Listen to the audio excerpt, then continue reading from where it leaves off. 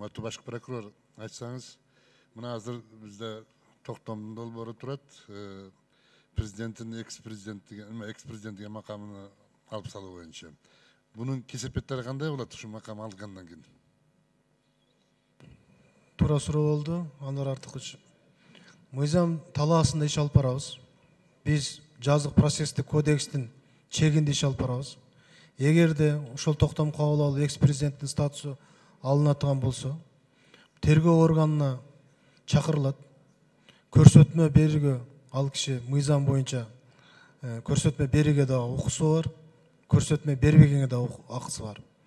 А бирок кылмыштын материалдары боюнча Атамбаевго түздөн түз берген күбөлөрдүн көрсөтмөлөрү бар. Биз чакырабыз, ошолор боюнча ал киши Атамбаев сөзсүз өзүнүн түшүндүрмөсүн бериши керек. Жана айтылып өттү, өзүнүн мыйзамдуу өкүлүнүн катышуусу менен сөз келсе болот, адвокат жалдаса болот, мыйзам талабында, мыйзам чегинде иш алып барабыз. Ал бүгүнкү күндө Анвар Артыкович, экс-президент Атамбаевдин үстүнөн кылмыш козголду деген маселе жок, козголгон жок. Мыйзам талабы ушунда бүгүнкү күндө. Ошол тергөө аракеттеринин баардыгы жүргүзүлгөндөн кийин Атамбаевго айып койгузуу боюнча жетиштүү далилдер табылса, прокурор кылмышка шектүүсүң деген билдирме берилгенден баштап, ошол күндөн баштап кылмыш козголду деп эсептелинет. Биз ал процедураларга жете элекпиз.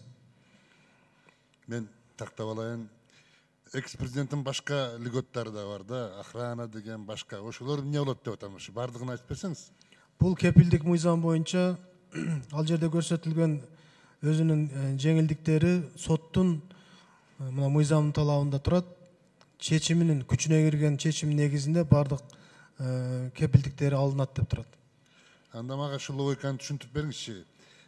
Экс-президенттин кепилдиктери бар, бирок алып койсо ошол экс-президентти, кепилдиктери артынан кетиш керек да.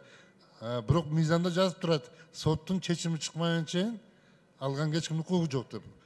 Мен сизге айттым, статус алынгандан кийин бул Атамбаевди күнөөлүү, сен моундай статьяны жасадың деген бул жерде айтылган жок. Жок, экс-президент болбой калса кепилдиктер Ошо жазып атат, мыйзам соттун өкүмүнүн күчүнө кирген өкүм негизинде кепилдиктер алынат деп турат.